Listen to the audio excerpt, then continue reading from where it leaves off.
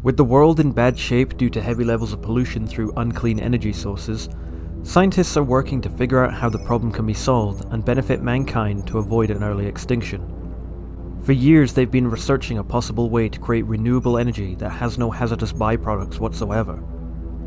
An American scientist devoted his life to the research of this clean energy, but 3 years ago he was reportedly killed in an accident during one of his experiments. This, however, turned out to be a lie, as he was continuing his research, working with nations that were hostile to the United States. This was confirmed by the US intelligence agent Tom, who had infiltrated the facility on Ibis Island, and confirmed that it was indeed him who was leading the project.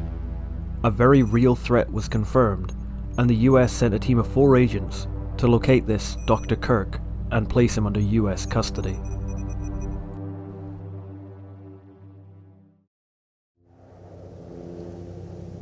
The helicopter ignored the harsh winds and flew quickly to Ibis Island. As the team members waited, the pilot told them that they were approaching their destination. Looking down at the island, the group prepared themselves. Synchronized their watches for the rendezvous and parachuted down to the island.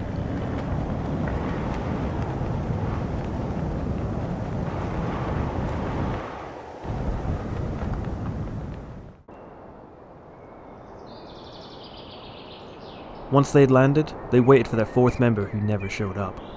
Gale, the squad captain, ordered them to move out and leave him behind. Regina noted that Cooper has the radio to communicate with headquarters, as well as questioning leaving a team member behind. Gale orders them to forget about him, but Rick reassures her that he is smart and will be fine wherever he is.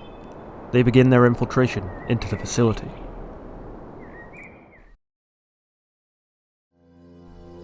Having been blown off course and landing in an unknown part of the island, Cooper tries to regroup with his teammates, but senses a dangerous presence. He attempts to flee to safety, but the giant creature easily catches up by flattening everything in its path. Cooper catches sight of the Tyrannosaurus Rex briefly before he's eaten alive. The dinosaur roars to the moon as if proclaiming that this is his hunting ground.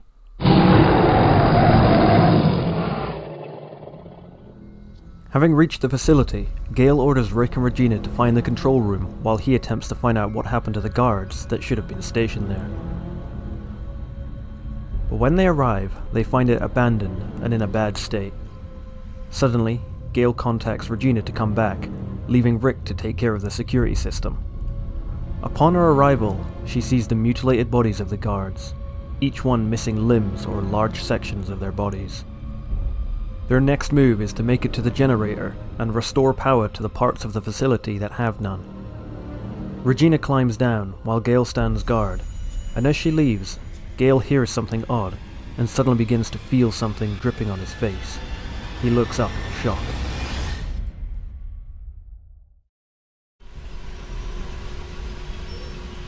The power supply had shorted, and it didn't take long for Regina to get it up and running again.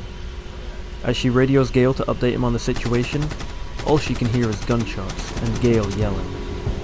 She rushes back to the ladder and climbs up to find her captain missing, and a large hole had been ripped in the chain link fence. As she peered through the hole that overlooked a seemingly bottomless cliff, she was suddenly ambushed by a large, vicious lizard from behind. Narrowly avoiding its leap and breaking free from its grasp, she is able to outsmart it as it chases her and runs to the control room to meet up with Rick. Regina informs him that she was attacked by a dinosaur and she lost Gale, but before they could check the security monitors, the captain appeared through the door. Rick is skeptical about the existence of dinosaurs, so he checks the security monitors of the areas around the facility. He noticed that there aren't any dinosaurs, but even weirder, there aren't any people in the facility either. Suddenly, Regina notices somebody moving in the freight lobby and discovers that it's none other than Dr. Kirk himself. They rush to the freight lobby to find him before he disappears. They search around the freight lobby, but the place is completely abandoned. But suddenly, Rick notices their comrade, Tom, laying in a corridor. He rushes to assist him, but Gale orders he leave their wounded comrade alone, as he is not part of the mission, but Rick is adamant on helping him. He picks him up off the floor, but is horrified to find that he's already dead, and has alerted the small dinosaurs that were eating his corpse from the inside. They attack Rick, but he's able to defend himself well, but notices that this encounter has alerted more velociraptors to their location. A horde begins to chase him through the freight lobby, but they defend themselves as much as they can before deciding to get out of there. As they make their escape, Gale notices Kirk and rushes towards him as the horde grows larger. Kirk is trapped in a dead end, but his demeanor displays a devilish arrogance. He takes out a small device as Gale yells at him to comply with his arrest. With the press of a button, the wall behind him turns into some kind of whirlpool that he slowly begins to back into, yelling that he won't go back to the people who only want him now they know the results of his research. The group are stunned at what they are seeing as Kirk disappears, taunting them about the power of his third energy research. As they stand in disbelief, Regina regained her senses and suddenly realized that they weren't alone and are still being chased by the vicious, hungry raptors.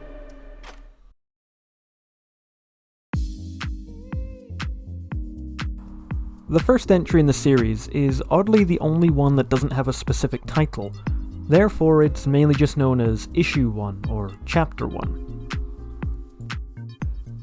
Issue 1 begins pretty accurately with the main setup of the story of Dr. Kirk's supposed death, the threat of what the third energy research can mean for the world, and sending a team of agents in to bring back the Doctor. Regina, Rick and Gale all look very nice in their manhwa form. The artist did a great job in capturing their likeness, as well as the outfits they wear throughout. This also goes for Kirk and Cooper too.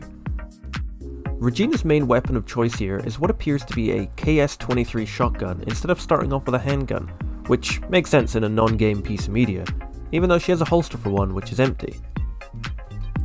Strangely though, when she's first attacked by a dinosaur, she doesn't use the shotgun as it disappears for no reason.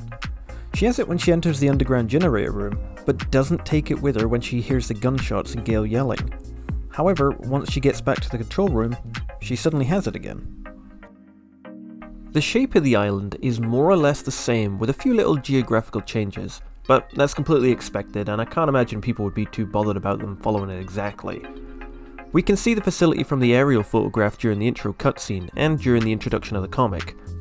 However, later on we see the island when they're landing, and the facility has gotten quite a bit smaller.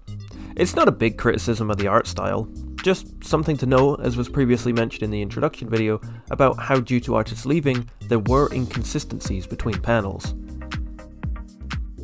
The background of the reasoning behind Dr. Kirk's research is briefly given a bit more information during the introduction too. In the game, he's simply researching clean energy, whereas in the comic it appears that the world is either going through or is approaching an environmental disaster due to pollution. It makes it feel a little more dystopian this way. The introduction cinematic to the game has an early version for the Japanese copy, in which the T-Rex eating Cooper is a lot more graphic. In the versions that most people would have seen, the T-Rex eats Cooper whole. In the altered scene, however, the T-Rex eats Cooper's upper half, but you can see his lower half fly out of his mouth. For the comic book though, they went with a more widely known scene of Cooper being eaten whole. There has been one character that has undergone a major change in that he is unrecognisable from his in-game counterpart, Tom. We first see him in the beginning during the briefing after it's mentioned that he's already infiltrated the island by posing as one of the researchers. Likewise, this is where we first see him in the game too, as he briefs us on his report. Instead of having short dark hair and clean shaven, here he's blonde, has medium length hair and has a goatee. In his brief appearances, there are some odd things to note about him, such as he's wearing the same outfit as Dr. Kirk in his introduction. Due to his hair and clothes, I did actually mistake this for being Kirk before I saw his appearance later on. This also made me think that this could probably be the uniform of the scientists on the island in this version, but later on you see him wearing a white shirt, so maybe just a coincidence, but an odd choice to have him look exactly like the person on the same page while talking about him. Also, during the scene where Rick drops his body, he's now completely clean shaven, and funnily enough seems to resemble Kirk even more. To add to that, his white shirt should be soaked red with blood, but at this point somehow isn't. The infiltration of the facility closely resembles how the team did it in-game, but with a couple of differences. Namely, Gale sending Regina with Rick to find the control room instead of Rick heading off to do it himself. The layout of the facility has been visually altered, but I think that's a fair change to make when doing a comic book adaptation. When Gale calls Regina back, the similarity with the game somewhat course corrects itself by them discovering mutilated bodies of the guards, and then restoring power by going down to the generator room and solving a puzzle there. I love how they actually added the battery switching puzzle as part of it. It's a very nice reference, but in this version the solution's a little different. The original color order was red, blue, green, white, but here it's blue, red, yellow, green. You can tell that by the fact that when Regina started off, the colours were in place, but she later switched them. Weird how they kept the puzzle, but changed the colours around. Then, when Regina goes back outside to look for Gale, we can see the error of how the dinosaur sizes are a little inconsistent. The designs of them look amazing, this looks terrifying, but it's hard to keep track of how big or small they actually are, considering in-game they were usually just around the height of Regina herself. When she makes it back to Rick in the control room, Gale suddenly appears and joins them. While he does regroup with them in the control room later on in the game, he is missing for a significant amount of time before he shows up and saves Regina in the lecture room. As they take a look at the security monitors, you can see that they've used in-game screenshots as footage of the facility. Here's the third energy generator, the port, the hovercraft, the hangar, and general weapon storage. I was unfortunately unable to find out where this particular image came from though. To find Kirk, they make their way to the freight lobby, which is a new location for the facility that we haven't seen in-game. For some reason, I don't know if it's just because of the lighting, but Regina's hair is suddenly a lot more blonde instead of red. We have seen a few shots where there are lighter shades of peachy orange, but here it just seems to be a full colour change. I'm starting to notice a pattern here where the artist really likes giving characters blonde hair. Even all the scientists at the beginning have it. It was maybe done to make the characters seem more American or Western, but who knows. On that very same page as well is another error. When Gale returns to the control room, he's wounded and requires some form of first aid. As they check out the security monitor, you can see Gale is bandaged up, and on the console is the roll they used. However, on the very next page, his bandages are missing, and from that point on, acts as if he was never wounded at all. Tom's death is very different. In-game, he sends an alert signal to the team, and when they eventually find him, is alive for a good while, and if you chose to help Rick, helps the team with information and gives them a key item. Rick tries his hardest to help his friend, but ultimately he's attacked and killed by a raptor when he defends Rick. If you choose to help Gale, you will see Tom's death has played out the same, but you never meet him. In this comic, he's already dead by the time they find him and is unable to give them any information about what's going on. Here it's unclear about what exactly caused his death due to a lack of blood on him and no visible wounds. When they make the horrifying discovery of Tom's body being eaten, I liked how they used Compsognathus to do so, as in game you find these little creatures just outside of the medical room before discovering Tom has been killed. It's very strange how there is no blood on him at all, but I understand they wanted the readers to be subjected to a shock moment. I feel like having him look wounded and moving slightly would have made it a little more natural though. As we reach the conclusion of issue 1, we find Dr. Kirk, who is as arrogant and devilish as ever, gloating about the success of his research. It's very interesting to see him actually harness the third energy and use it at will, as so far we've only seen small segments where it's been activated, but nobody wants to go near it, let alone walk through it. Kirk understands fully what it is, and he's only too happy to demonstrate its usefulness while taunting them, knowing he's escaping from certain death while they're trapped with the raptors following. In the game, when Gale catches up to Kirk, he is taken into custody for a while until he's able to escape when the helicopter's attacked. It appears in this version, Kirk is a fair amount smarter and was able to learn more about the third energy and how he can use it to his own advantage. In the next episode, we'll be taking a look at issue 2, Third Energy. I would also like to quickly say that any criticism or pointing out errors or mistakes or anything that could be seen as negative is not me attacking it for the sake of tearing it down. I love these comics and I love the series. I'm purely pointing out what I see and give my own personal opinions on everything. There's no ill will or making fun of anything here. Again, I love these comics. If you feel that you've been enjoying this, please leave a like, a comment and subscribe for more. It would really go a long way. As a new channel trying to get off the ground, it is really very much appreciated. Thank you.